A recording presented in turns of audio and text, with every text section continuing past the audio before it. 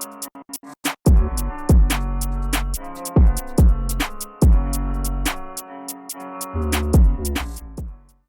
hello and welcome to episode 7 of the Chatterbox podcast. Again, thank you for all the support and all the feedback so far. We're getting there. It's a learning process.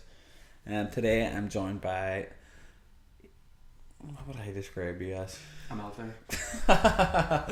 A good friend of my older brother, a fella I've known for a very, very long time. One of the funniest people I know and that I've heard of, and I'm sure we'll get a good gig a day and we'll have plenty of entertaining and interesting stories to hear from a man that's well travelled, to say the least. Has fucking been everywhere. Is there anywhere you haven't? Every time I see your match, it's like, where were you last week? I'm like, Trish, stop it. So today I'm joined by the one and only Aodhan Benson. Thanks for having me. What's happening, bro? How are you? All good, all good. I was just talking to you before we come on here about the training. So I tell everyone that I was out for a run, but it wasn't. It was a walk around the waterworks. But it was like with pace, we bit of speed behind me. So if anyone asks, I've done a 10k run today. Doesn't count if you don't put it in your story or anything. Absolutely not, no. You were in a good wee stint of training for a year, weren't you? Trying, yeah. I always dip in and out of it. Like for years, I'll do like a 4-week program and be like, oh, that's me, it's done. And then eventually I was spending so much money on it that I was like, I think I need to stop doing these like quick 4-week, 6-week, 8 weeks and just see it as a long-term thing. And that's been the hardest thing for me, I think, is like consistency is key. Yeah, that's the hardest thing. I explain it to all my clients too in the gym. Like, it's all well and good going when you want to go, when you feel like going, it's sticking at it. It's very, very cliche to say, but it is. Like, being consistent with it is the hardest bit. It's more like you said, instead of you going for these quick 4-week, 6-week fixes, it's making it more of a lifestyle thing. But I have a cheek as well. Like, I'm one of these people will do great all day, do loads of walking, go to the gym, do steps, everything, and then go home and be like, circle pop. And then I'm like, I deserve it. So it's the eating. I was on that Manjaro for a while there, the weight loss injections, and everyone's like, it's a quick fix and it's not like sustainable, but for me I found it really good because it like got a wee bit of weight off that I just couldn't, like no matter how hard I couldn't shift. I'm not advocating for it, like it's obviously a big decision to make, but it worked for me. I people ask me about it all the time, and obviously I'm gonna opt for the more healthier option of doing it yourself, but like, it's not to say that it's bad. Do you know what I mean? Your man James Smith done it, and he done a post on it, and he said it was fucking brilliant. He said it was actually scary how good it was. He took the Ozempic, I think, and he said it just completely suppressed his sweet cravings, his appetite, and he says he lost weight very, very quickly, and he felt alright. Now it's case to case. I've heard people get really sick on side effects can be a nightmare sometimes as well. Like it's the like you be sick, and I hate throwing up. So I was like, why am I doing this to myself? Were you being sick and all on them, man? Yeah, see, as the doses were going up, like you would get really bad nausea and sickness, and then it was just like I went to Paris with my mates and in this big fancy restaurant, and they're all getting like steaks and I'm sitting with a spaghetti and I can't even eat it. So I was like, this has to stop, it's not worth it. You're gonna like for dates or whatever, fancy restaurants, and I'm like ordering a meal just looking at it. So it was a bit of a nightmare. It is. You hear it with people too that go over to Turkey and get the sleeve and whatever. At first, I think you do like the 4 weeks or 5 weeks of a liquid that, and then your appetite cuts in half. Yeah. Like, do you know, I've seen a couple of people going out there to get that. It's just something I can't. Maybe a hair transplant. If anyone wants to fund me out there, transplant more than welcome. Like, but no surgery like that. It scares me. It's very, very scary. I know there's a lot of success stories, and people go over and I know people. I train people that have done it, but you just hear horror stories, man, and like I can't relate because I've never been seriously overweight to the point where that's my last resort of me going. So I'll never condemn anybody for doing it, but it's just, I think as a generation now, nobody's any patience and everybody wants it just quickly. Absolutely. You know what I mean? It is like, see, even when I think about it, like with the Manjaro, everything I've done, like you know yourself, I've put some needles in my face now and again. Like I'm no stranger to getting work done, but I just think a surgery like that would be way too much for me, like way too far, big time. But it is that thing. It's so funny you said that about it's hard to relate if you haven't been overweight. Like even if it is, for example, like I think people probably know me a lot from TikTok and stuff. I think the reason I was getting the attention on TikTok was nothing what I was saying. It was how my face looked, and it's so mad. Like, have you ever heard of filler blindness? No. Filler blindness is a thing where like you'll get work done on your face, and you can't see it. So see, when I look back now, I'm like, who is that? Yeah, like who let me out of the house? Like, why? What? It's almost like a body dysmorphia. Yeah. Yeah, I would be the same with the gym. Like, I think I spoke about this on my last episode. Like, no matter what training I'm doing or how many compliments or whatever I get, like somebody will say to me like, fuck, like you're looking bigger, you're looking well. I'll not see that in my own head. And I've always kind of been like that. And I actually said this in the last episode, like if I'm putting the calories up to put a wee bit of weight on, I'll think I'm putting too much weight on. Yeah. Then if I'm going on a holiday and I'm trying to get the weight off, I'll think I'll tuck too much off and I feel skinny. And it's just that constant cycle of never being like content with it. And no matter what anybody says, and like you said, it's until you look back and you go, fuck, is that what I used to look like? See, I always think it's mad because, see, for me, like growing up, no, like I always sort of wanted to be skinny, right? That was the only thing I ever wanted. And in my head, then if someone was to ask me, well, what does skinny actually mean? To me, it wasn't even about the weight. It was skinny. I attributed being skinny with being good looking. I attributed your weight with your looks. Like no one wanted you because you were fat, whatever. I lost weight. Recommending this without a breakup that wonderful, the best that I've ever been on. Massive. But I looked like a bobblehead. Do you know, like it was a nightmare, yeah. And what were you, just skinny? Do you remember weight wise? Pull it a wee bit closer to you. At the minute, I think the lowest I've ever actually got to was about 10 stone 2. And that was, like I looked at myself and I was like, this is a disaster. Like I have photos on my Instagram and I'm like, I can't even look at them. Are they bad, like, I look ill. Yeah. Do you know that way? Like it doesn't even look like it's a healthy weight loss. It looks like I'm all sucked in, and I mean at the time I probably thought it was great. Like, it was brilliant, but no. It is, mate. It's scary. Like, and again, I can't relate to anything like this because I've went the other way. I used to be really small and skinny, not the same fucking massive now, like, but filling out a wee bit at it though. Like you've always been in the gym for as long as I've known you. You've always that's one thing I'll attribute to. Like some of my friends are more genetically gifted than me, and if they train the way I do, they would be in far better shape than me. But it's just what this conversation strayed from. It's just the longest I think I've took off the gym in the past 5 years was probably like a week, and now that's 8 years from now. There's times where I'm a lot more dialed in, and there's times where I'm just doing it to do it. But I'll always be doing something. Do you know what I mean? And I attribute that down to just.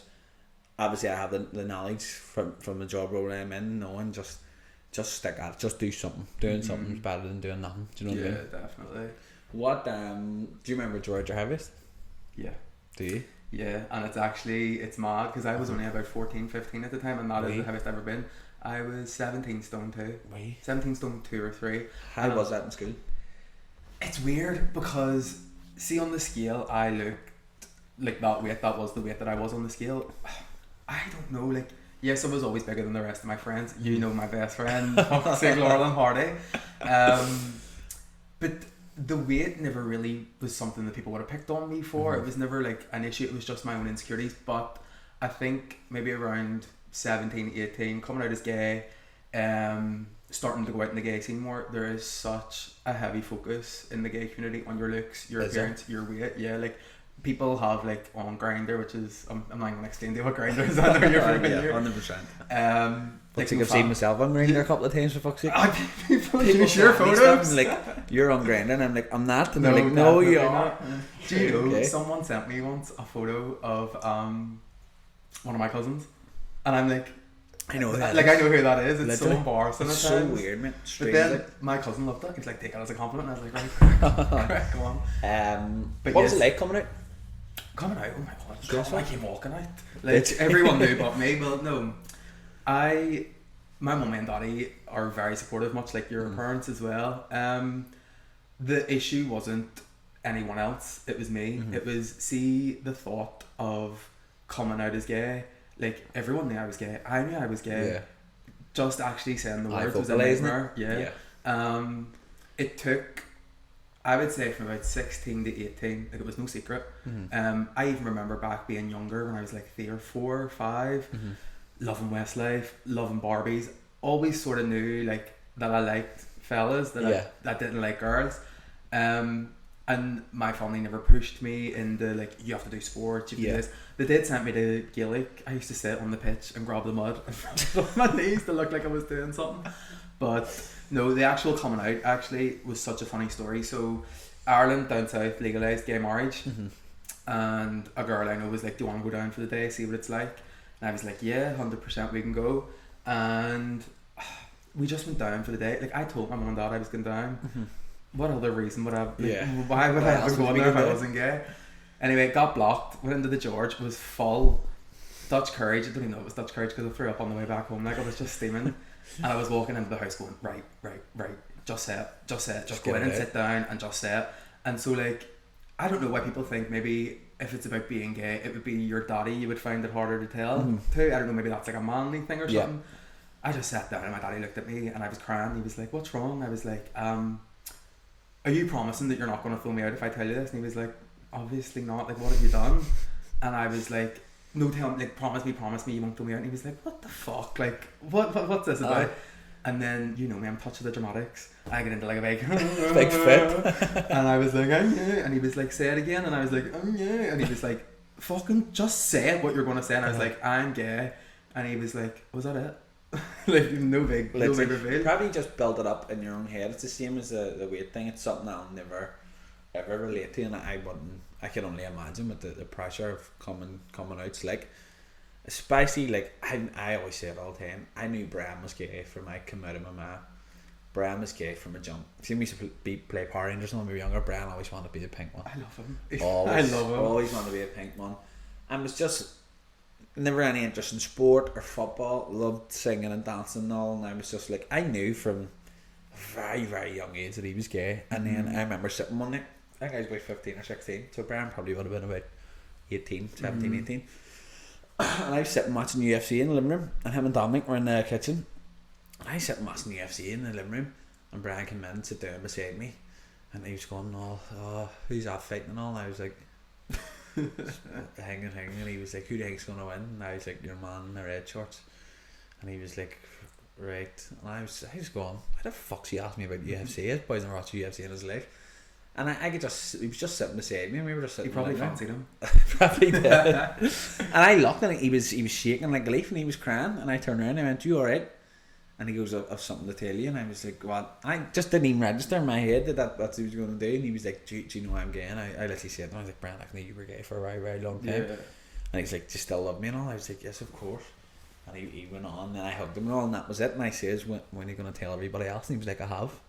"And would you tell me last, you country?" And he was like, "Oh." And he was like, "Why?" And I was like, "Just in case all your mates are next leg." That's the first thing I was going to say. Like, I could imagine it being harder telling you, and not because of you or not because of the reaction. No, but I couldn't believe it. I mean, I think one of his fears with my ma is because my ma's a fucking holy Joe, the whole religious aspect and all of it. But like, our family was very, very accepting of it, and it wasn't a shock at all. Brian coming out, like, but you hear some horror stories of people coming out, mate. Big time. Scary, like. It really is scary. I don't know why. Like, it was my mummy that scared me more, and I think I love my mum and daddy both the same, but I know my daddy's a wee bit more, I don't know, he's just a bit more like level-headed and sensible. I'm not saying, "Mummy, I love you," you are very level-headed and sensible, but it's just I value her opinion maybe a wee bit more because I tell her more, she knows more about my life. Like, I can't explain it. I love both of them in equal measure, but it's a different relationships. Yeah, like, you're, what do you call that there? Is it mummy's boy? I'm a mummy's boy. I still am. Same. I'll always say just you talk to your man about the more emotional, like, internal side of things, I think, and then me and my dad would obviously talk about fucking football and work and like everything else. Whereas if I had anything stressing me out or going on, or anything that kind of needs, I don't know, it's hard to put a word on it. It's just different. It's completely different. But I will say, I was laughing because I was listening to one of your episodes before, and you were saying about your dad catching you drinking, and you were laying in the house, laying in bed, and I just busted laughing because your daddy is one of like the soundest men, like so quiet. Monster. And I was like, I can't imagine him reacting. So see, when you said he just went, "Don't do it again," I was like, that's so him. I was laying in bed just from about 6 in the morning, just staring at the ceiling going, "I'm going to get the head took off me," and I go down here, I am shouting. And I went down, and he was in the kitchen, I was like, "Well," and he was like, "Well, you going to drink last night?" And I was like, "Oh," and I was flinching while I was waiting on him, just cracking me, and he just went, "Don't do it again." And then he walked out, and I was like, I've been sitting up there putting years on myself, sweating buckets to get told not to do it again. I was fucking raging. 10 glass straight back to walk back. Straight back out again. I was actually talking about drinking for the first time on my last episode. And where did you drink for the first time, Waterworks? No, oh my god. don't know something. I actually can't even remember if it's a name or anything. But see where the student buildings are, like the live buildings down by Yorkgate. Yeah, that was all waste ground. Was it? Yeah. So we all used to sneak in there. I had 4 bottles of WKD Blue. Black. I mean, paralytic. And I was staying with my granny. She just got this lovely new sofa. Actually, colour of these chairs. Came home, threw up blue everywhere. Yeah. Still haven't lived it down. I don't think she's ever fully forgave me for it. Like, Nah. went on a wee bill coming in. Hit them a good week. Oh, it's awful. I hate that feeling. That's what drove me to go sober last year. Are you still sober? Yes. Are well, yeah. Like, I've had a bit of a journey with the whole sobriety thing. I was 2 years sober in July there. And best decision of my life, giving up drink, cutting it out. I am a completely different person to who I was 2 years ago. But see, the thought, like, so from last month, I was out and I was like, do you know what, I'm going to have a pint just to see what it's like. Had the drink and it was fine. Okay. But I don't want to say I'm sober because I know people would say sober's fully, like, completely cut out. For me, it's my own journey with it. It's no one else's business. I would just say, no, I don't drink. I'm not a drinker. Because you have different types of sobriety. So you'll have people that may be in like AA, and to them, sobriety is no drink, full stop. And if you start, you go back to day one. So for me, I wasn't drinking from a place of like, oh, I need this drink or I feel down, so I'm taking the drink to ease the pain off. I genuinely was just out with my mates and was like, I'm going to take a pint to try it. So I don't want to come on here and be like, oh, I'm sober, but then clearly being not. Yeah. Had a pint, yeah, right. But I had a pint. But I think for me now, like, see, for a while there, I've been, well, actually my whole life, I'd probably say, I've always worried about other people's opinions, what they think. Like, how is other people going to view this? See, now I'm like, it's my fucking life. If I want a drink, I'll take a drink. If I don't, I don't. The one thing I would say is, though, is I might not say that I'm sober again, because I don't know if I'm going to take a drink again. I would never go back to partying, kitchens. It's never get that song. Have you heard that song, Transition? Kevy 4X. Transition, on a mission, invasions, no more kitchens. Love it. That's me. That was you for a wee bit. Yeah, it's having the control over it too, mate. It's a cultural thing over here. You don't go out to have a couple of drinks and go home. Like, people go out, get blocked, other substances get you in the mix. You're in somebody's kitchen until fucking the birds come up. Then you're just delaying the inevitable that all hitting you when you go home, and it's just that vicious cycle. Like, that's one thing. I only went off a drink for 8 months, like, but that's brilliant though. Like, I was very happy with 8 months. Yeah, like, find someone in this country that's done 8 months. Done that, and that's what I was saying too, which was a scary thought. Like, I'm 24 now. I had my first drink and I was 14, and I went sober for 8 months, and I was like, that's probably the longest I've been off a drink from I ever started drinking. Do you think, this is a question I always sort of ask myself, like, has your relationship with drinking changed as you've got like older? Maybe like, see, when I was 14, 15, 16, could have went on days on end, no hangover, no fear, no nothing, kept going. When I turned about 24, 25, I started to get this fear. I don't know where it came from, like dread. Also didn't help, I used to text everyone abuse in my contact list. See if you fuck me off, that like straight on the phone, like, Mary, I tell you what's wrong. That didn't help. But the older I've got, I just can't deal with. People would say hangover. To me, it's not even so much the physical effect of like feeling, it's the nerves. It's a mental, mate, 100%. Like, see, even 18, 19 and all, I'd have went out to Thompson's on Thursday, went into Tack on Friday morning, went to the gym on Friday, got me EMA, 60 quid, went a long way. Friday night probably would have went to 14. It was Libertine there for a while. Yes, yeah. And Granny Annie's. I mean, it wouldn't have phased me. Yeah. It wouldn't have phased me in the slightest. And then now, I don't get physical hangovers. I'd be tired. I don't get sore heads or be sick or anything. But it's just, I carry on and nights out, man, I fucking be running about doing the worm and all. I make something like a fucking Chris Brown video. I be running about like an agent. And then it hits me on the Sunday and I be like, oh, I wonder did anybody from the gym see you, or did anybody from here, anybody from where? And then just you can probably relate this too, not to say I'm fucking massive on social media, but having a wee bit of a social presence. I'm not either, but I will, yeah. It's in the back of your head all the time too, and I try and be as transparent as I can on social media, and I want my social media to relay what I'm like in person, and then I get this anxiety of portraying somebody else on social media and not living up to that, because I know people, and it is just the lay of the land. I know specifically coaches that portray a persona on social media, and then you meet them in person and they're completely opposite. Yeah, and that's a wee bit scary for me. I'm like, I don't want people to see my videos, see me in real life, and then go, he puts all that on. Yeah. He's a weirdo. So then that all relays in my mind on a Sunday, and then if I start carrying on, and then the Monday and all in the gym, I still, even with clients and all, my conversational skills aren't as good, and like you just feel off, and like I'm just like, he's like, is this really worth it? Like, I know, 100%. And like you touched on social media, so I suppose like I even you saying like a follow and stuff, I don't want to act like, oh, I'm not like that. I have a social media following, I have a TikTok account and stuff, but I always sort of have to remind myself, like, it's not real. Like, it is not real. And see, as long as I know in real life that I'm a good person and that I'm trying to just show myself, like, show who I am, like, that's all I want to do my social media for, you know. Fair play to people that do all, like, sort of, like, different types of videos and stays and deadlines. I wouldn't have the energy. I'll get the phone out and start slobbering, because that's just me. Like, well, not slobbering, a nice but just person, ranting. but just ranting, just saying what it is. My Like, videos, my fitness videos, I set them in the phone mount in the car and go. I went for a wee stage there of setting all this up and ring light and camera and all, and I was just like, it is work. Like, I will never let anyone mate. say it's not. It's fucking hard, mate. It's And it's work you don't get paid for there and then. Do you know what I mean? Like, I said to my mates, and my dad tortures me and says my job's easy, and there's definitely harder jobs out there, 100%, but PTing's not easy, because say you're in a 9 to 5, whenever you clock out at 5, you're finished, you're done, your work's finished. Say I finish, I'm usually in the gym 6 to about 12.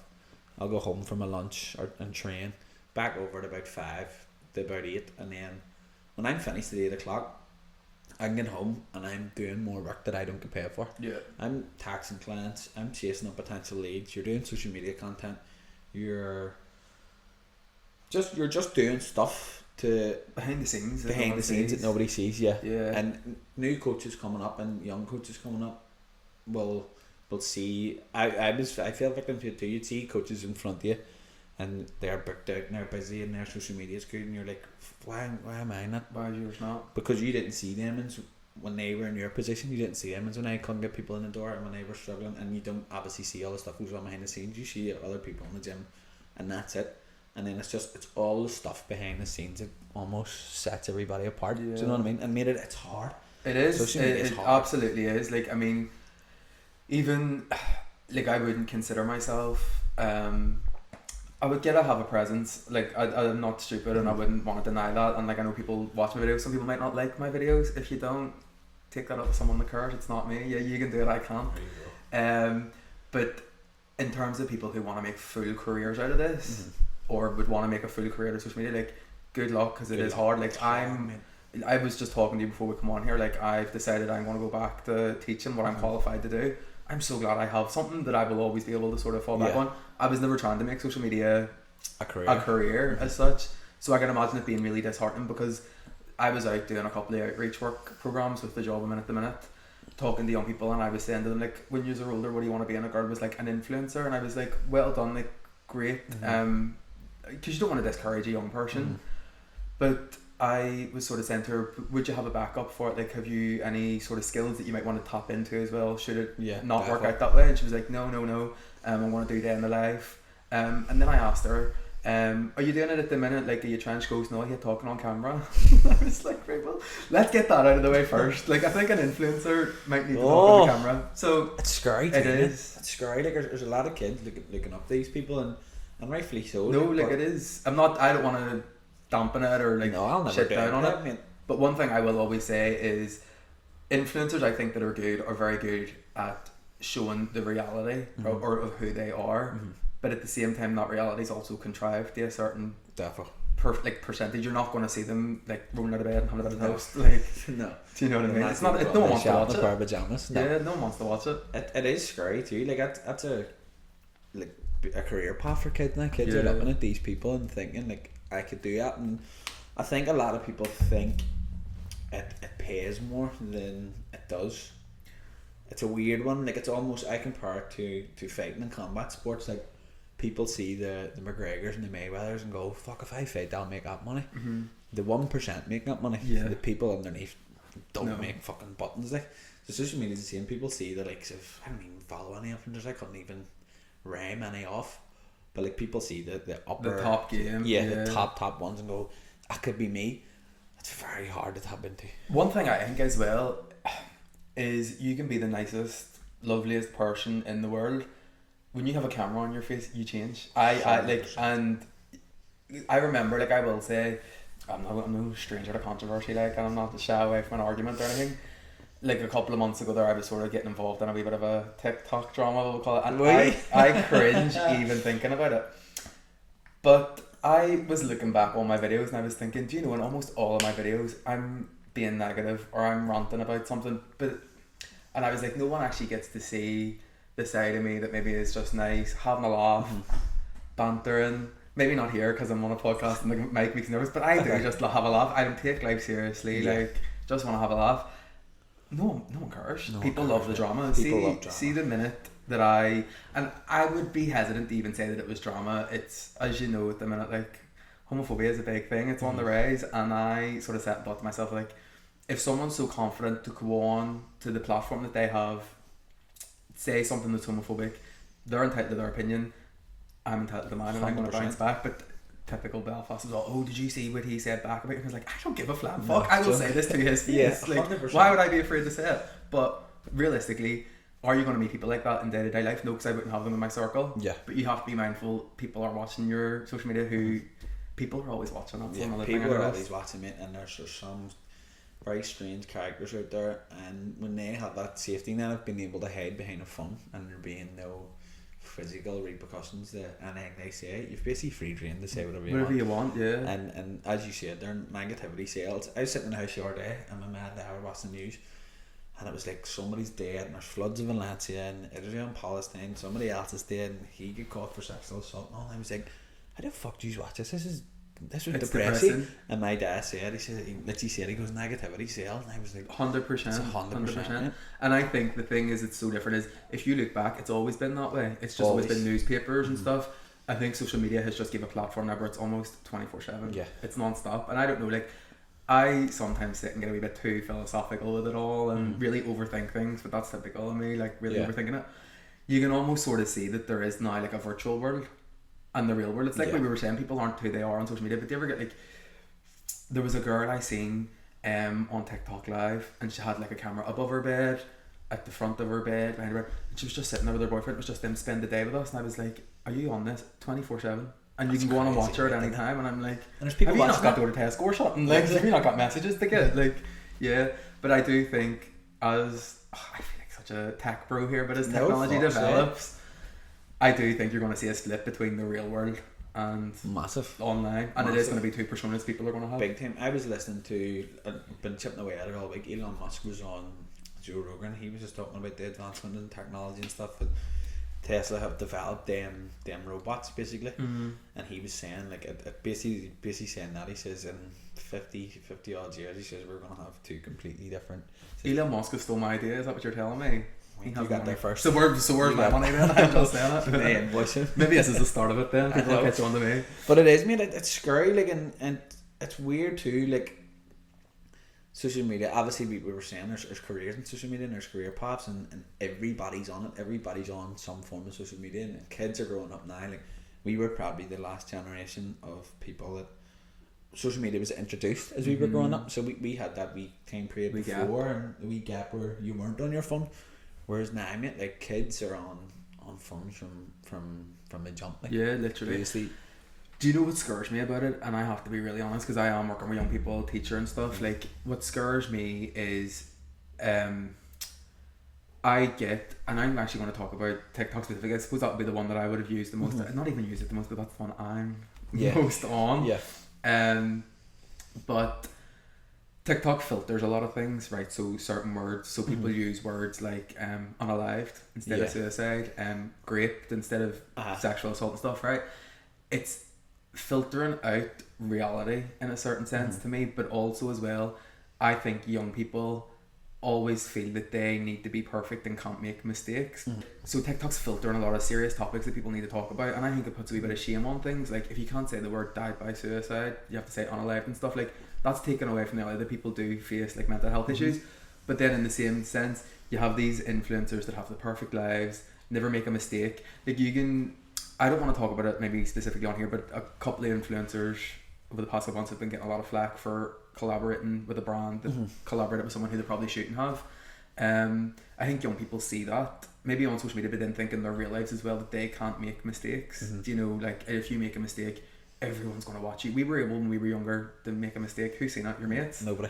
See, nowadays I think young people get it in their head that if they make a mistake, it's the end of the world. Big and time. everyone's going to know about it. Big time. I'm done it as well. Like, do you It know is. Well, fuck, we've all done it, and everybody in the world has made a mistake at some stage, whether that be a massive fucking career-ending mistake or something silly. Social media is everybody's highlight reel, and nobody wants to show the mistakes, and people do want to perceive this squeaky clean, perfect kind of life.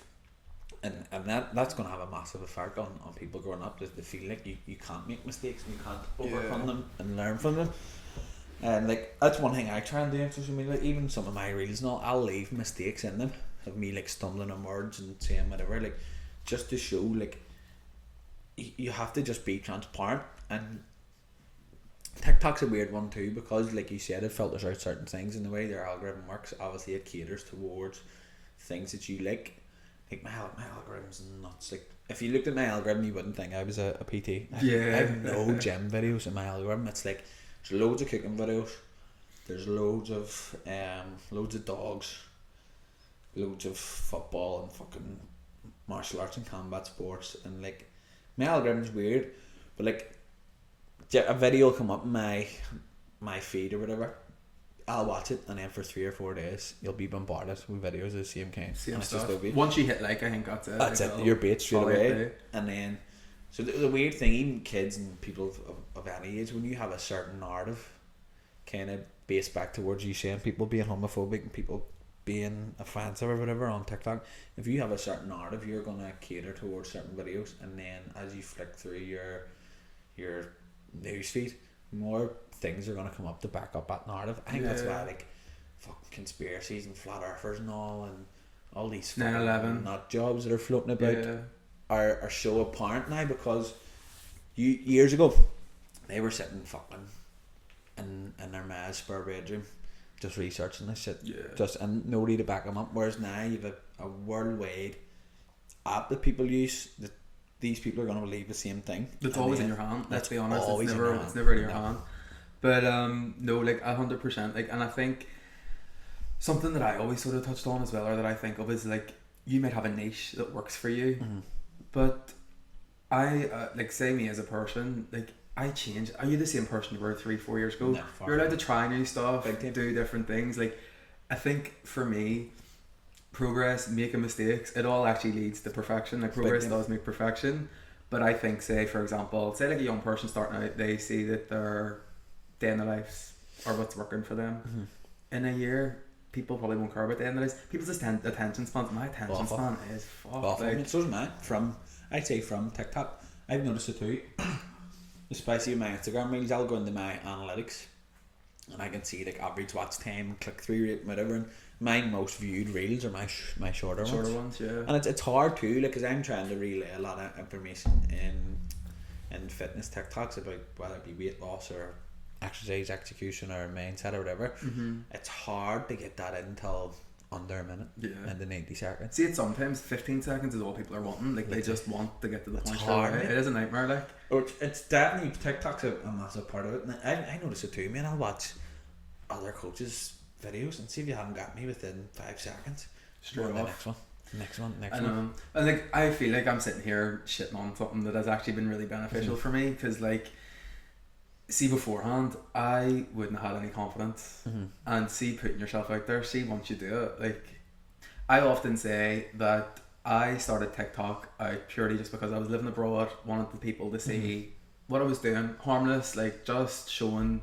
People from here tend to travel, but maybe not as far as the Middle East, which is where I was living. Just wanted to show people what I was doing. But see, once maybe you got a bit of hate, bit of a negative comment, it has actually built my confidence in myself that like someone can say a shitty thing to you, it's not the end of the world. Like it's not the end of the world. A couple of years ago, I'd have been like, why do they think that? They don't know me. Maybe if they like me, maybe if I make them like me, we keep you up at night. Yeah, it is. It's one thing too. Like, no matter what you do, whether it's you documenting living over in Dubai, whether it's me talking shit about losing weight or putting on weight, people doing day in their lives, there's always going to be some fucker out there that doesn't like it, Yeah. and they're going to vocalize that on social media, and they're usually the loudest, because what we were saying, like negativity sales. You could have 1,000 nice comments, Yeah. 1,000 likes, and then one fucker gives you a bad comment, and you go, that's the one you dwell You on. pick one, Completely overrides the other 1,000. Yeah. But once you get over that hump of some stage down the line, I ain't going to annoy somebody, or somebody is going to like my videos, and that's fine. It's okay. That's That's literally completely okay. fine. You're not meant to like everyone anyway. No. Like, it's 100%. And they're not being forced to watch it. If I've said it before, like if you don't like my stuff, X off it. Yeah. Put the X in your phone. Go away. Watch somebody else. 100%. And for a while, for me, I used to sit and think, especially maybe at the beginning when I was just doing harmless stuff, and I was thinking to myself, if people knew what I've been through, if people knew, like, sort of, I hate to say this word, but the journey that I've had, like, maybe they would change their mind. It's not up to me to make you like me. No. And It's really not. There's people I don't like, and it's just, there's maybe no reason for it. It doesn't mean that I hate them and watch their stuff and that's it. You're just not for me, and that's 100%. Big and time. I respect that I'm the same for other people. Big time. And it's a hard reality to kind of get the hold of it. It's one thing I definitely found in social media. We said about this in the last episode, I'd be very, very self-critical. Yeah. And anything I do, I would be ridiculously self-critical. So when I do get a bit of negative feedback or negative comments on my stuff, immediately I go on the defensive. Yeah. And be like, right, what can I do to change this, to force this person to like me, or something along them lines. And then at some stage you do just go like, I don't care. You can't. Mate. I will be honest and say maybe my fear can sometimes come from, and I don't think I've talked about this much, but I'm sure you know, like when I was living over in Dubai, that's when I was doing the TikTok videos. The school that I was working at always had an issue with it. Now, and I understand, and I'm not here to like try and change the world. If you're working with young people, you have a responsibility to, one, not be promoting something that could be biased, or to be promoting views that might be considered extreme. But I think maybe the culture that I was in is so private, and they don't really share things. Like Emirati Arab people don't really often share stuff about their life. The school that I was working in was really worried, I think, about me perhaps posting something that could put them in disrepute. And I was like, I'm sitting in this school all day. The last thing I want to talk about when I go home is how much of a shithole it is. And it is a shithole. But I'm not going to tell the internet that. Like, it's just a job. But then I sort of set and thought to myself, like, oh, maybe posting this could have bad consequences. But I compare what I post now compared to what I posted back then. I got in trouble because in one of the videos that I posted, we were at a restaurant and my friend had a glass of wine. You get in trouble for it? Yeah, it wasn't even me that had the glass. I wasn't even drinking at the time. I was about coming up to 10 months sober. I got a glass of wine. They were like, we seen that like you were out sort of in a restaurant and there was alcohol involved and stuff. You would need to be really mindful of that in future. And I was like, oh, take the day off. I want to know something as well. They said we're just worried about the parents having a problem. All the parents were there as well. Loads of parents drink. Do you know what I mean? It's weird. So isn't it? you just, I think if someone has an issue with you, they'll let you know. Regardless. Yeah. What was that like teaching over in Dubai?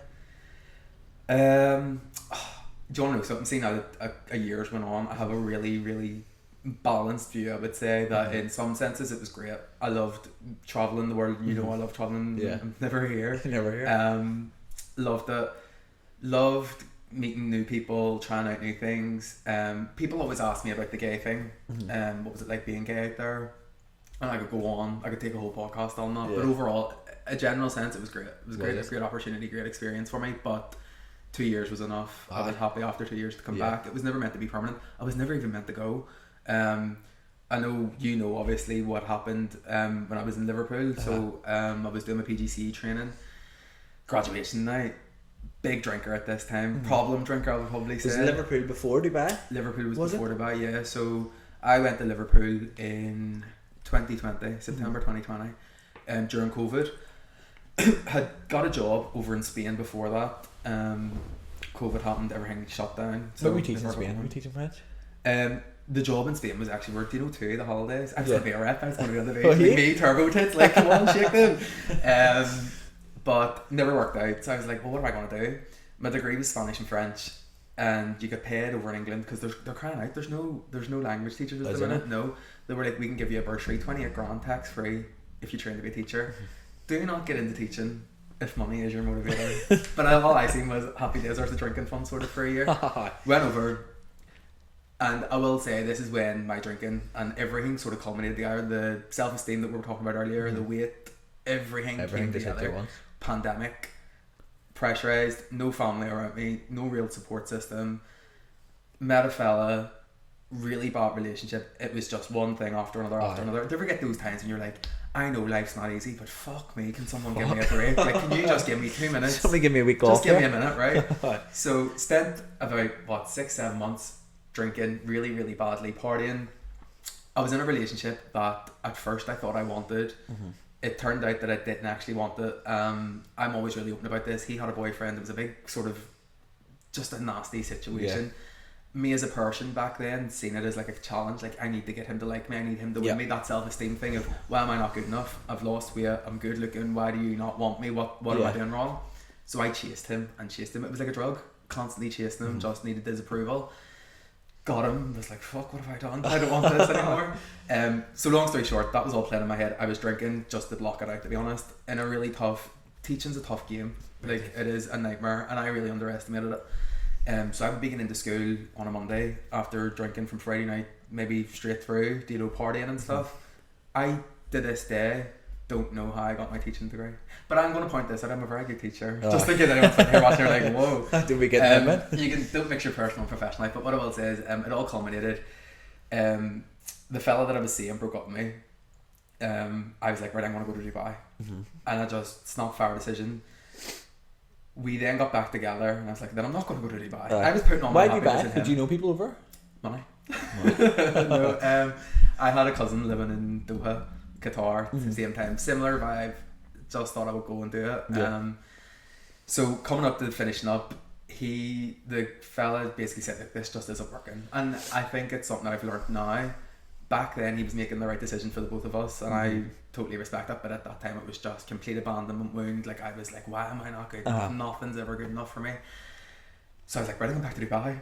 I have to be honest, I used Dubai, and this is a really manipulative thing, in a way hoping that he would turn around and go, don't go, stay let's try and make this work. He was like, crack on, off you go, off you pop. So I'd got an interview with the school, and I actually remember this so clearly. On the Friday, the day that I was meant to go out for my graduation dinner, interviewed with the school, sat and thought like, I'm really not sure if this is for me. I was on watching the videos like of the school and stuff, and I was like, sing the national anthem every day. I don't speak Arabic, what am I going to do? Like, really overthinking it. Was like, don't know if I'm going to take it, but they were like, don't make a decision now, tell us on Monday. Went out that night, graduation, great night, partying with all my friends. Wasn't even overly drunk, and I will say that, was not overly drunk. Walking from the restaurant we had dinner at, to a club, a fella came over to me and asked me for a light, and I was like, sorry love, haven't got one. Not even, and I probably was maybe a wee bit dismissive, but I wasn't rude or anything. I was like, haven't got one, and was talking to my friend, and he said something like, did you just fucking call me love? And I went, yeah, I haven't got a light, because I didn't know what the issue was. And he was like, who the fuck would say that? Only a faggot would say that. Now this isn't a Scouse accent, so I'm not going to try and do a Scouse accent. And I looked and I realised, I was like, oh, like, he wants a fight. He's cracking up, He could have, and I wish I had, maybe if I hadn't have been drinking, I always question this, if I wasn't drinking, would I have knew? He was going to hit me from before he even spoke to me. I knew, like, he was just looking for an argument. And he went, I said to him, I say, love, I don't get what the issue is. And he was like, oh, so you're a fucking faggot or something? And I went, yeah, I am. So I went, do you know what it is? Just fuck off. Like, leave us alone. Like, we're doing nothing. We were walking at this point. And he went, who the fuck are you talking to? And he squared up to me. And I was like, I'm literally just trying to get past here. Like, but I'm talking to you. He headbutt me. And, like, you know I'm not a fighter. But there is a wee bit of New Lodge Road in me. Oh, I'm still there. Like, it's bred into So I just started swinging and hitting him. And I feel like, I will be honest, I have touched on this before, but I never really maybe spoke about it in full detail. I was punching him back, and I was getting stuck into him, and this isn't for me to try and be like, look at me, Conor McGregor here, absolutely not, but I was like, if someone's going to hit me, like, I'm going to stick up for myself. Back, 100%. But then I felt a big dig in the back of the head, and then the side of the head, and I just realised that it was like 3 of his mates had all jumped on me. I was like, I just can't do anything at this point. So I just covered my head, and it's the only reason I covered my head was because a wee lad had been punched and killed the exact same street that we were standing on, like, a week before. That was just, I don't know why that was in my head. The first thing to do was just cover my head. Sorry, so this is a whole thing that could be another big podcast story, but I'll not get into it too much. But basically, afterwards, I have no doubt that he did hit me. And he did use homophobic words, but he would have hit me if I wasn't gay. He would have hit me for whatever reason. It's just out looking a fight. It was just out looking a fight. The story afterwards was like, poor innocent gay fella got beaten up, and I stand by that. That did happen, but I really hated that the story made it sound like I stood there and done nothing. And it's something that's always irked me to this day. It's like, no, I'm not a fighter. No, I'm not going to look out to fight anyone. But I did stick up for myself. But when there's blamers, you claim, so I just lay there and talk about it. So getting back to Dubai, that was on the Friday, say the Saturday morning, left the hospital and stuff. The ex rang me, and I was like, fuck him. And I was like, I'm not getting to Dubai. Talking to him on the phone, and he was like, I've seen what's happening. By the way, he doesn't speak English. This fella doesn't speak English. He's Spain. So this is all in Spanish. My head's cooked. Just got battered, and I'm trying to translate to him like what it is I'm saying. So he was just saying things to me like, I'm really sorry that happened to you and stuff. And he said, I just can't help but think like that could have been me. And I went, what? And he was like, I just have been thinking like, I was out last night and they could have hit me. And I just looked at him and went, you are the most fucking self-absorbed, self-centered person I've ever met. You've just played your cards, or you've showed me exactly who you are. And I hung up the phone and I went, I'm going to Dubai. It took me to get on the plane. So say on the Monday when taking the job, I was flying out by the following Thursday. I was sitting on the plane and I went, where am I going? What have I done? Get to Dubai 2 weeks later. Did you break down on the plane? No, it was excitement. Excitement. But I also think, see the fight, the breakup, everything, whirlwind, I don't remember. See if you ask me this now, I don't remember packing up my apartment.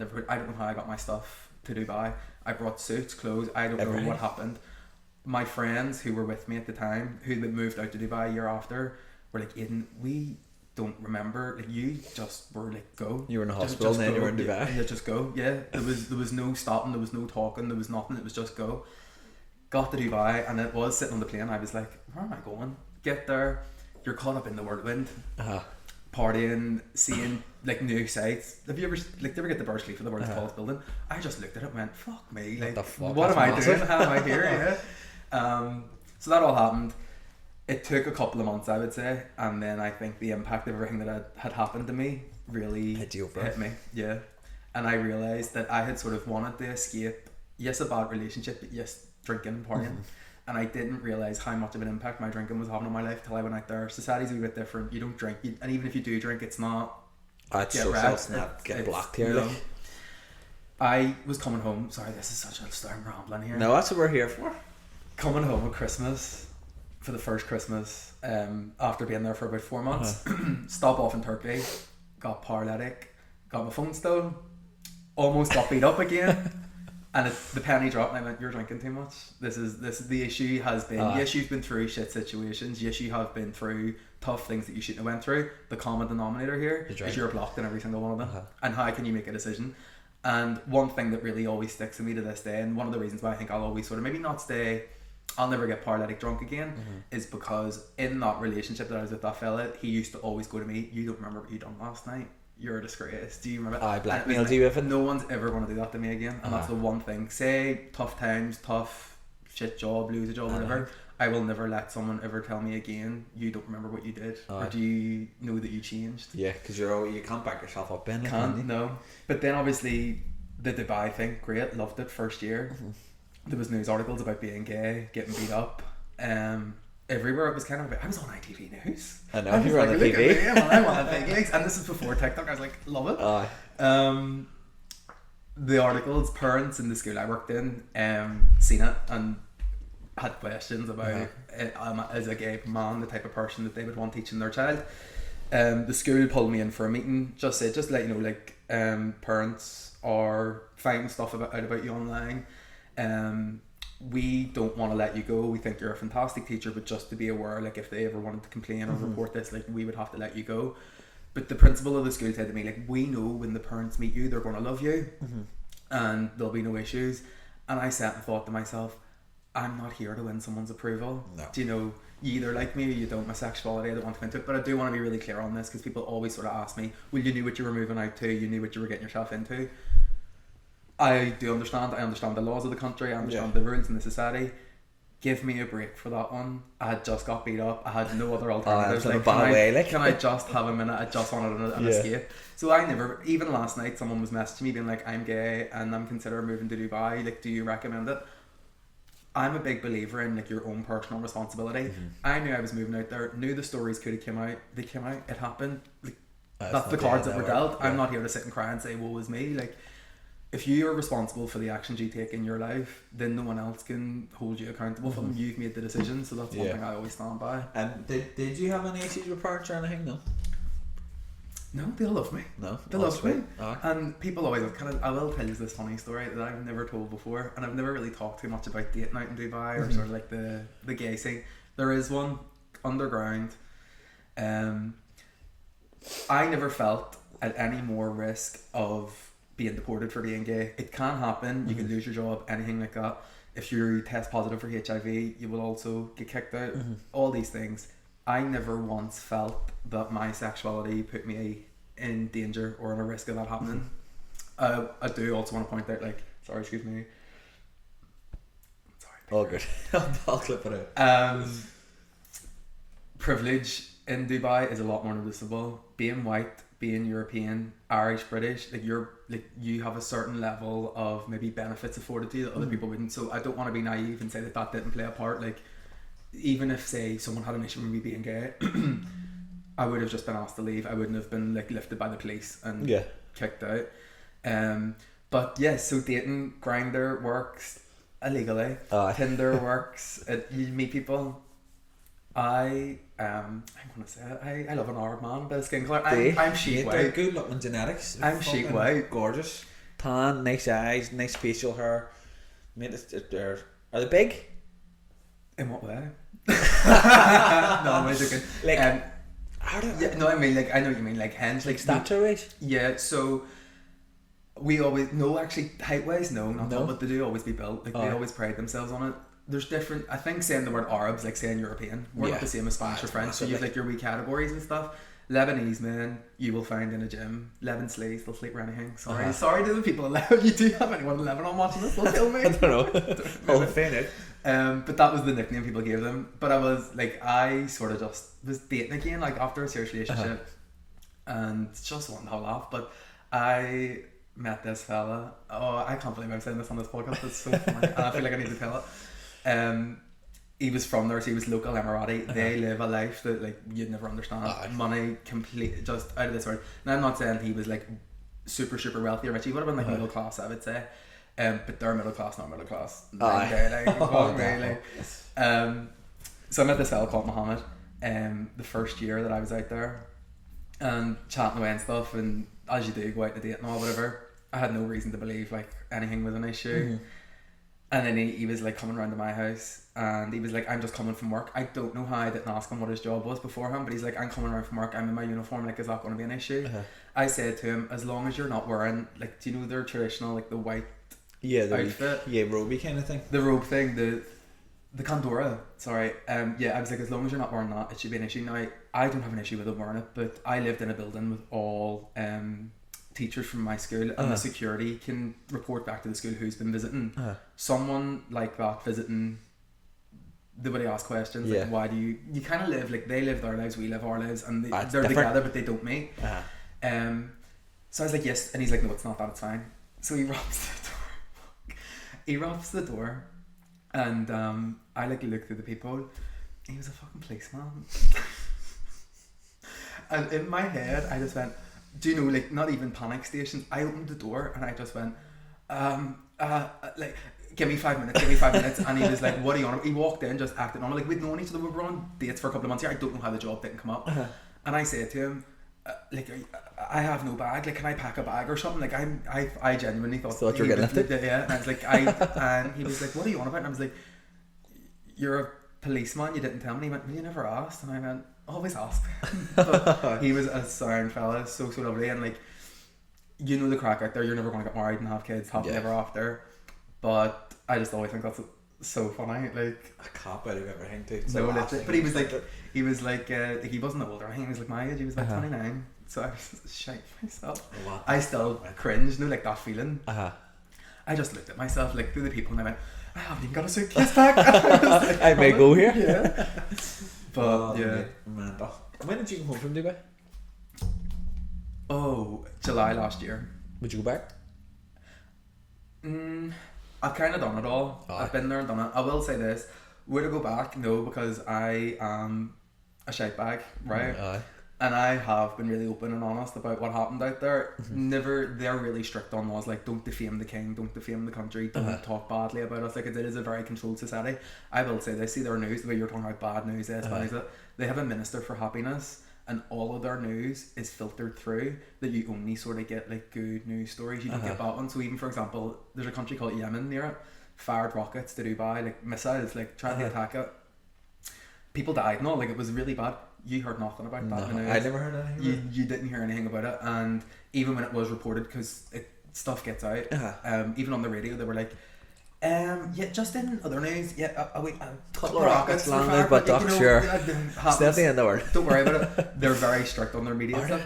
I noticed my mood was different because I wasn't getting bad news. It's so weird, but I really clicked on like you don't see bad news. Massive, like it goes back to what we were saying earlier about the news being so negative.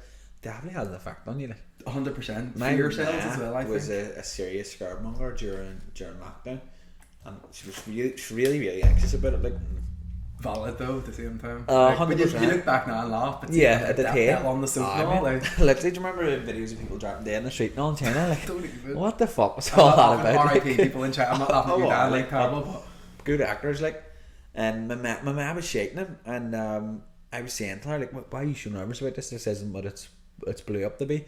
And I was always quite questionable about it, and I was scared at the start, and then the more I was going, this isn't as, it's not saying it didn't happen, but it's not as big as it's made out to be.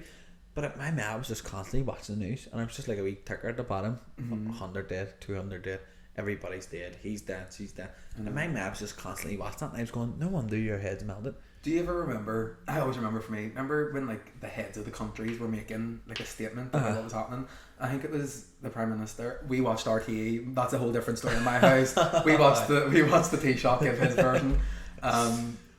I do remember sitting like oh my god, like this is something like this. There's like this is really bad. 100%. Like and I get like all the severity of it. Like people always ask me, did you get vaxxed? No, you had to get vaxxed to go over to Dubai. That's probably the only reason I did it.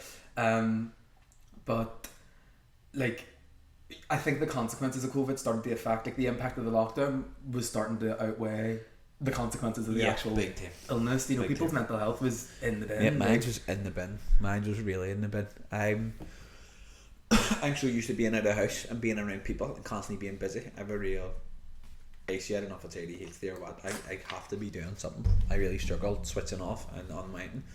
And with me not being in work, I'm used to a routine. I'm used to getting up early, go to the gym, be around people all day, go home, go to bed, back over, and I live a routine like Jill. My routine, I get up at the same time every day. I go to bed at the same time. I have my meals near enough at the same time. Like I am very regimented, and I didn't realise how much my body needed that until lockdown. At the start, I was loving it. At the start, I was loving it, and I was like, I had all this free time. I was going out on the bike, and I was doing all this stuff. Like, do you remember at the very start, and the weather and all was great? Yeah. And I was getting furloughed from my old job, and also I was just about to say that though. All these ones getting fucking furlough and work from home. I was in Tesco. I was standing on the checkout. I never had to get lockdown. I done the COVID line for 2 weeks because that job in Spain that I was meant to have fell through. Here's me, I have no job and I'm going nowhere anytime soon. I need something here. Got a job in the call centre down the town. I can't remember the name of it, but it was a COVID helpline. We'll make do with technical difficulties. We're back with you. Right, you were working on COVID. I was working in a call centre in the town. It was like a COVID helpline, and I had no clue. They didn't give you any training. It wasn't even NHS. It was like just all these random jobs. Yeah, called on the agency. Can you start on Monday? And I was like, yeah. People were ringing you being like, do you want me to die? And I was like, obviously fucking not. But I'm not a doctor. I don't know what you want me to do. So yeah, rough times. Glad they're over. No, I mean COVID was mad. It's such a fever dream. And I think back, the world actually was put on pause for 2 years. It's nuts. See, when you think about it, like, because people always say like, so I'm 28 now. I'm actually 26. I'm taking it. Like I still 100%. Like I'm 25 here in January, and I'm like, I don't feel 25. No, really. And then when people ask me how long I've been coaching for, I'm like, was coaching from I was 19, but the gyms were closed for 2 years, so instead of me coaching for 5 years, it's been basically 3. Yeah. It's scary, like, but I did struggle during that time. That big part of it was staying back to drinking. Like, we were drinking like fuck, especially at the start when the weather was good, and it was the best summer in the world. It was the best summer ever. I was up Sleep Down. I was up Cave Hill. Like Lizzie, I would get up in the morning, go for train at the back. I'd waste and stuff at the back, and then I went for a big walk, and then by 2 o'clock, me and my mates would taxi to her. Well, where do you want to go? Working on it. Even we were drinking, playing the PlayStation and all too. Like I was up at 3, 4 in the morning, all drinking like fuck. And then there was a wee stage in the middle when things kind of semi-reopened, and then they closed again in the winter. And then furlough was non-existent, and then it was the winter, so it was dark and it was raining. And some of my mates were back to work, and I wasn't. So I was eating more by myself. Was drinking like fuck. Was drinking just for the sake of it, not in the house. And like you were saying, we were doing that wee speech every fucking Monday or every couple of weeks. This is an emergency. Literally, like what do you call that there? It was like the purge. The purge. That's it. And I was watching it, and I was going right. There were no announcing what was open, and then I literally remember one time I had about a score in the bank. I was really getting it tight, like, and I was watching it. I was in the process of doing it in my room, and they announced and were like, no, the gyms aren't opening for an RV, right? And I literally broke non-essential down. Or something. Non-essential. I mean, KFC could open, but a gym couldn't open. And I literally remember listening to it and breaking down, crying in my room. And I was like, my head's melted. My head is cooked. Yeah, so I was just locked up in the house, doing nothing, drinking like fuck, and I was just going like, how have people done this for 20 years? People did. I know that's some people's like no wonder people's heads are melted. Like I couldn't do it. And the gyms all reopened, everything kind of come back to normal a wee bit too, but it was just a crazy time, like, wasn't it? It was just fucking mental. Were you drinking loads during lockdown? Yeah, massively. Were you? But I always say this, I was always a big drinker. Aye. Ask your brother, I'm sure he'll tell you a couple of stories. Like, full stop. It was, for me, it was never like drink to get drunk. It was drink to just keep going. How long can you keep this going for? Drink away at your peak? Big time. Big time, yeah. No, I wouldn't have been a daily drinker or drink every single day, like dependent on it. But see if we were going out, we were going out, like, and I just never wanted to go home. I've seen every kitchen in the New Lodge Road. Have you? Every single kitchen in the New Lodge Road. I'm pretty sure I've seen them. But yeah, no. So many people are in that boat, mate. See, once to start, it's hard to get them to go home. Like. Yeah. No, it used to kill me more. It was probably worse in the summer. Maybe in the winter. You were saying it was dark. It was great because it meant it was darker for longer. Someone opens a window or a curtain or checks for a taxi. Daylight comes in, you're like, we're hanging home. I was like, no more. And then obviously I was living at home. I'm going into your man. My mum used to just look at me like you're a pure disgust. Yeah, like I don't even speak. Or they're all sitting eating breakfast with like normal people because it's a Sunday and it's big time. I was never a party like, but when we used to go back to parties in Australia and whatever, and see walking over that bridge and you can hear the birds and all coming up here. That's going. It's trauma. Awful. Yeah. This is absolutely awful. And especially when I'm coaching, like I'm up early. Like when I first started coaching, I would have went out a lot more. I used to come home on a Sunday. And I used to go. I'm usually getting up for work at this time. And I'm only getting in the door, still in the same clothes, not from last night, stinking, just going. This is awful. I remember that. I think, as I said, see during COVID and all, no, the drinking wasn't an issue for me. I knew it was. I knew I was having problems, but I couldn't put the common denominator down to being drinking. And I remember it must have been, I don't know, for some reason I didn't have to go into the placement on that Monday, so I'd been partying. I was just sitting on a bus, and there was like kids going to nursery, and I was sitting like, this isn't good. Like this is not good. It's bad. I used to live in the city centre of Prince Newton Park, like on my street between the hours, like say 7 to 7, because it was proper city centre.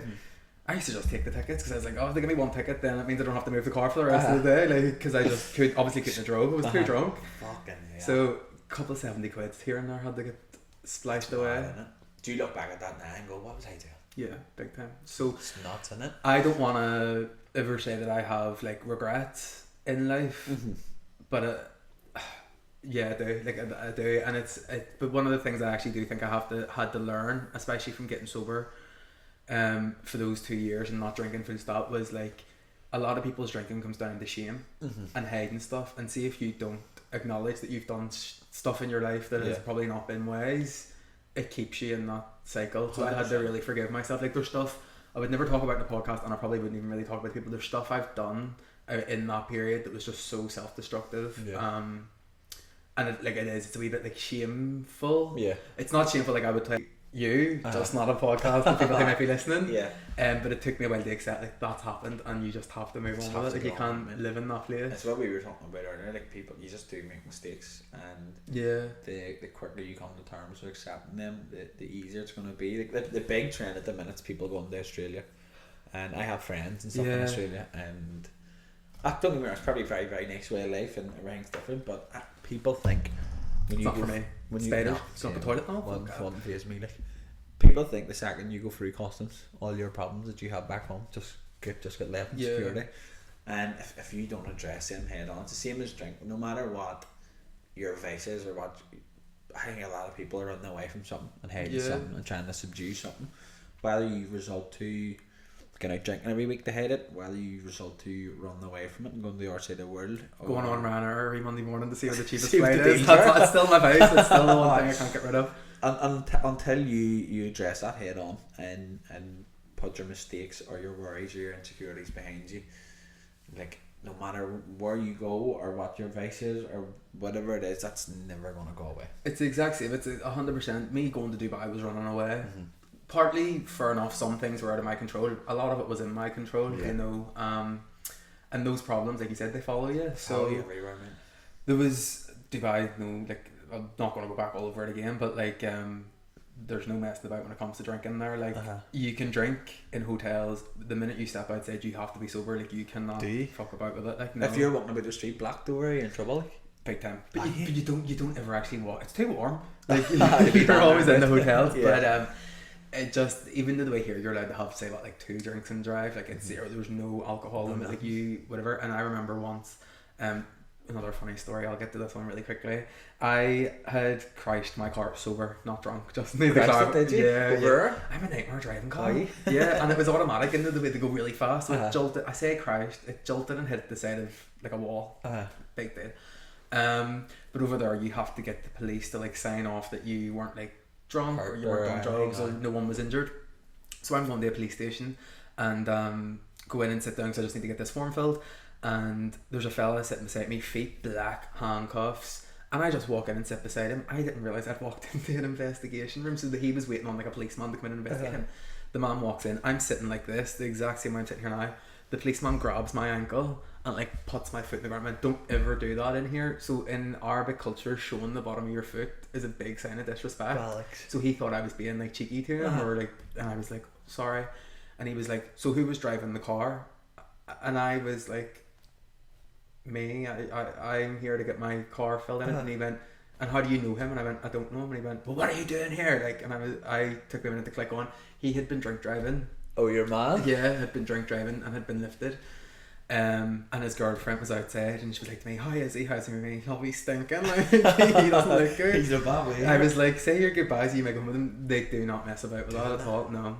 I suppose it's a good way to be, mate, too. They seem very, very strict about certain things, but it's a different culture. It's just a complete, and you have to respect it as well. Do you know what I mean? So you can't. The thing that always comes into my head was people sometimes go to me, see the whole thing of you being gay and potentially losing your job. It's mad, and I was like, yes, but it's not like it's mad to us. It's not mad to them. Yeah, it's not mad to them, and it's not like they told me, come take this job and live your life how you want. It was come take this job, but live how we live our like. And you're afforded a lot of freedoms, in the sense that like, okay, I'm going to say you're afforded a lot of freedoms and someone will be watching this being like, you can't vote, you can't do this. And I'm like, yes, okay, you can't do that. But I mean, if you live a normal, quiet life and you just want to get on, people will leave you alone. Like, if you don't bother anyone, they're not going to bother you. I'd love to go. I don't know if I'd move over there. Like, I moved to Dubai before I moved to Australia. Yeah. Big time. Yeah. I moved to Dubai in a heartbeat. No spiders. Fuck spiders. Just camels. Spiders and snakes. No, fuck that. Everything in Australia wants to kill you. And I think Australia just, it's so stupid, but for me it's like, even the time difference, you're ringing someone, it's what, like 6 a.m. here, but it's their night. It's too I would text some of my mates that are over an hour. I'm probably one of the few that text them because I'm up so early. I'm starting work and they're finishing. And you get 4 or 5 messages. But do you also, like, people might take offence or like get annoyed at me saying this, but see, when I'm going away, I want a different experience.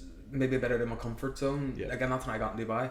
If you go to Australia, I have the Aodhan roads there. Like, and I'm not saying that that's a bad thing. People follow where people go. Terrible thing, mate. But like, do you know, and you know ones that are going over well, I know a couple of people that have went over, and again, it's no disrespect, but like, if you are going to Australia for a good job, they're still going to ask you for qualifications. Like, like you don't, like you said, you walk past customs. You don't just pick up a degree when you walk past customs. Like, you will probably end up working. Because I know a girl that went over, and was working in bars and restaurants. She's like, I'm working more here than I ever did back home. And I'm like, well, at the end of the day, like, you went over with no real plan. Like, they send out a list every year of people that they're looking for, so like teachers, doctors, whatever.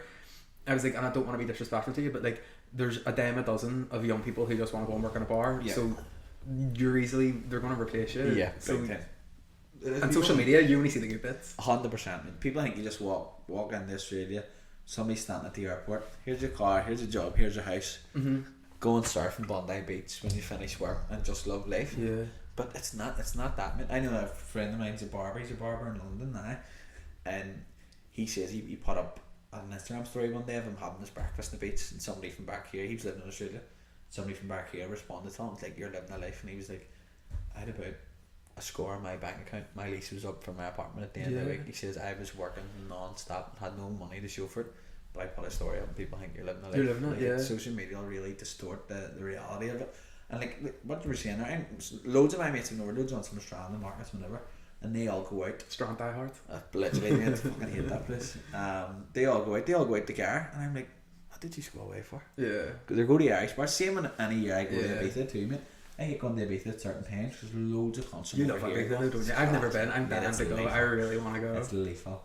And you go over, and people from over here congregate in big, massive groups and all. I'm like, I'm over here to get away from all these guys. I'm not fucking coming over here to mess with you. But anytime you go over, you meet somebody from back here, like, and it's just, and it's the lay of the land too. Like, you only go to certain places over, and people, you're always going to bump into somebody from back here. Like, but even people that go, I always laugh. People are go on holiday, and they go to holiday in Spain, and they go straight to an Irish bar. I know. It's like my mummy called Santa Ponta Santa Provo. It's like everyone. It's like it's everyone over is going over. They go into the wee Celtic bars and the wee Irish bars and all. And don't get me wrong, I've done it before too. So even I'm wee not Irish bars, same in that Gaelic corner and all in Tenerife. It's lethal, but it defeats the purpose of going away. I know. It's always when I'm in Spain, I love it because I'm going to say I'm Irish. Obviously, I'm Irish. Whatever.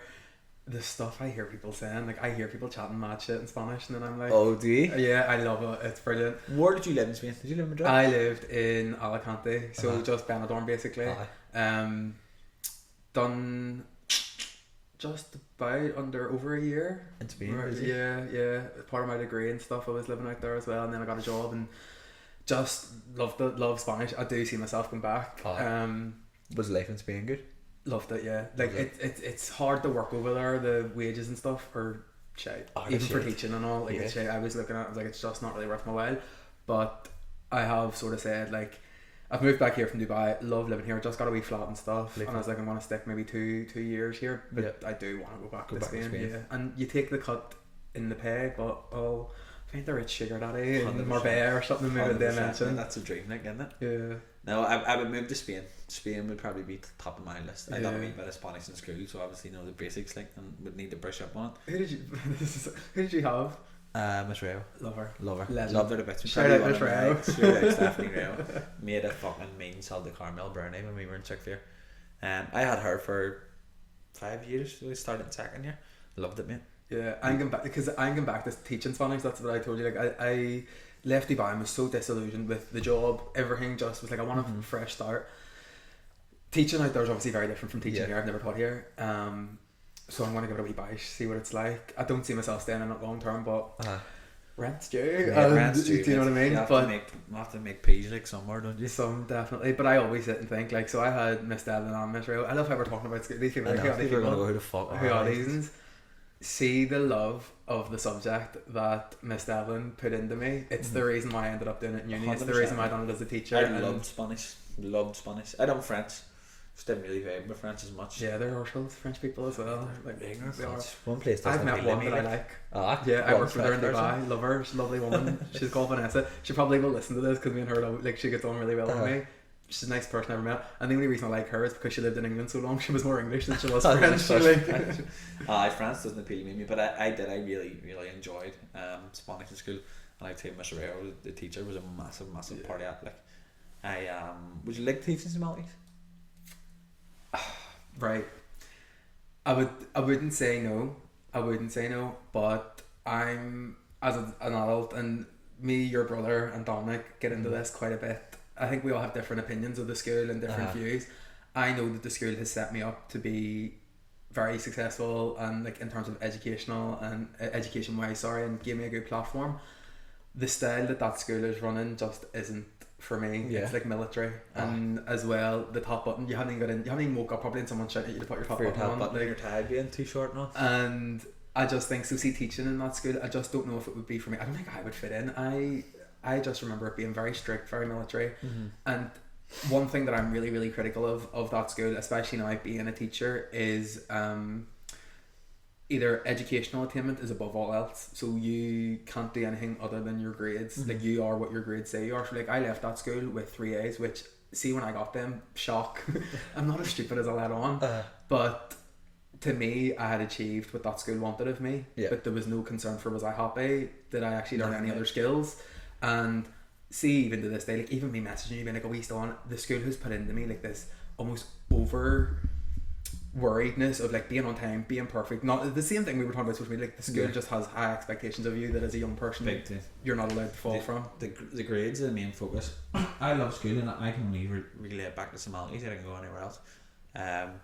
They, in my opinion, I don't know if this is schools across the board or specifically Somalis, I feel like they don't do a great job of teaching you that there's other avenues outside of university. No, absolutely not. And again, I don't want to shit on the school.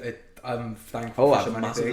Loved it. Wouldn't change a thing about it. Like, but you know yourself, and I'm sure you heard it. If you're not good enough and you can't keep up to our level, there's a school up the road that'll take you in. As in anyone else that isn't good enough. There's people from Barney, well, it's not even Barney, I think it's Trinity, Hightown, earning far more than me, far more successful than I ever will. They didn't go to uni. You didn't go to uni. You're killing it. Like, in my head, and it's something that came up to me recently. It's like, I done everything right that was, I would suppose, expected of me from that school.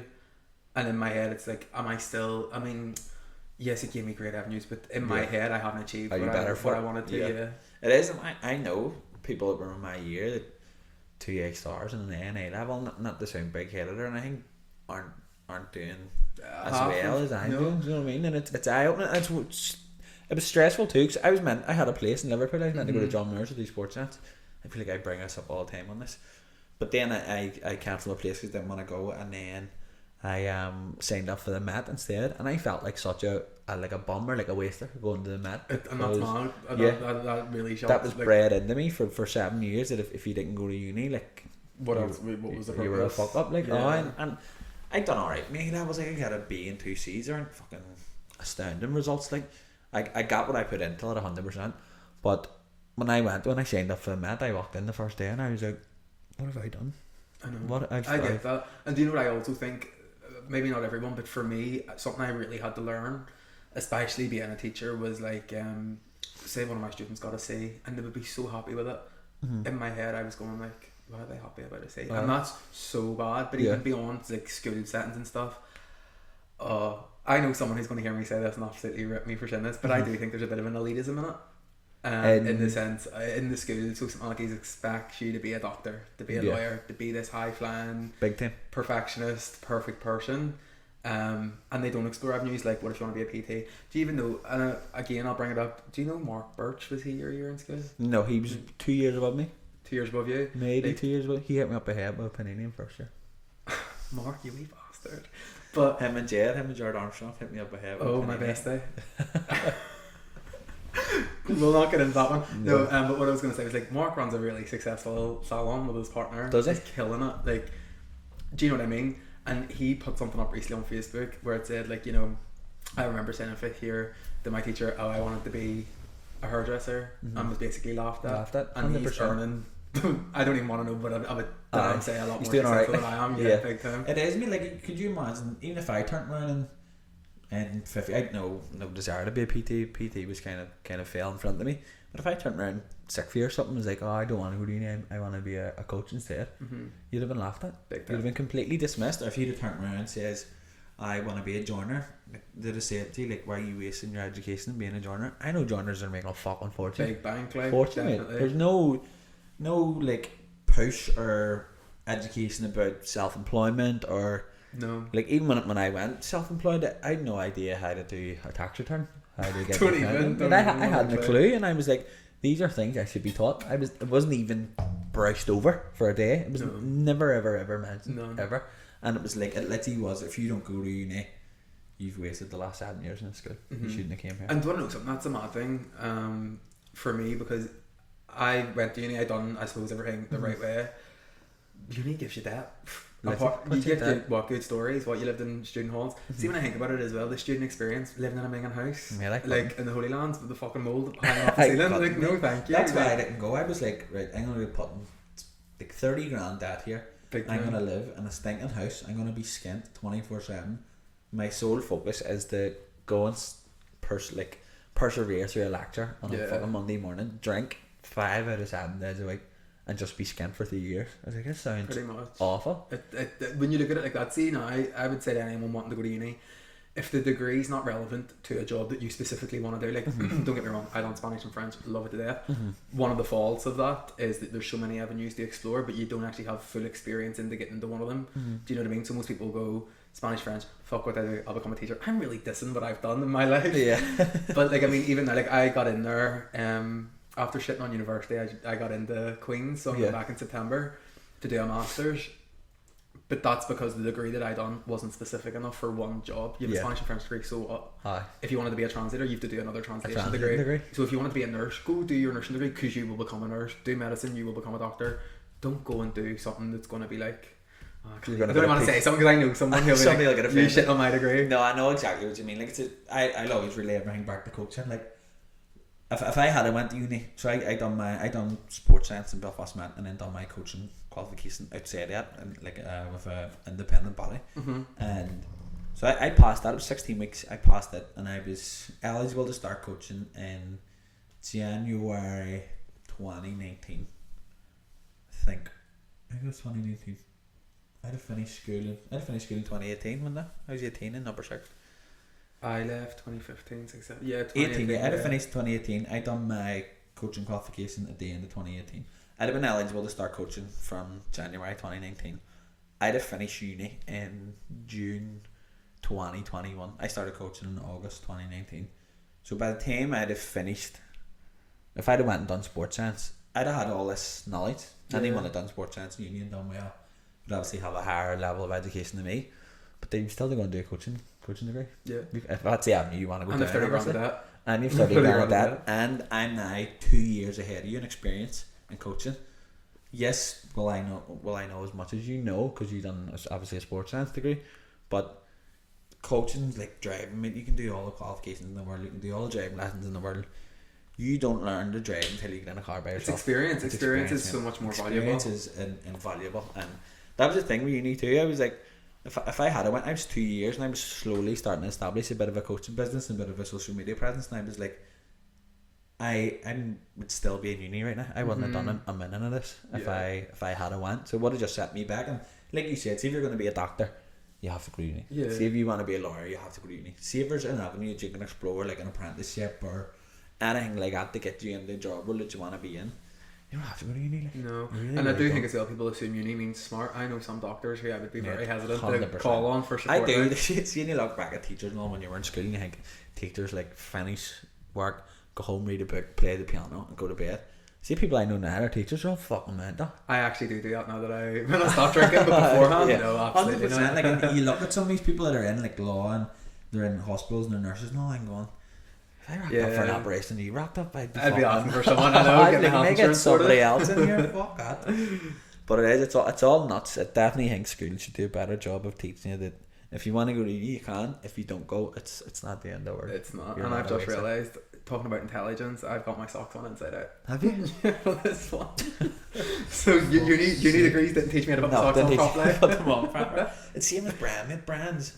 Oh, he's brains to burn. Brains to burn. Big time. And he's doing so well. Fucking... He's clueless, man. He was seasoning a steak the other week ages ago for his dinner. And he was fucking about with the pepper grinder for ages. And I was like, what is he doing?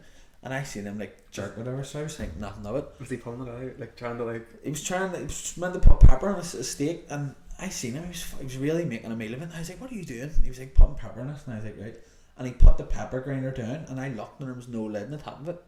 And I was like, Brian, what are you doing? And I looked at the steak and there was big balls of black peppercorn on the steak. And I went, Brian, what are you doing?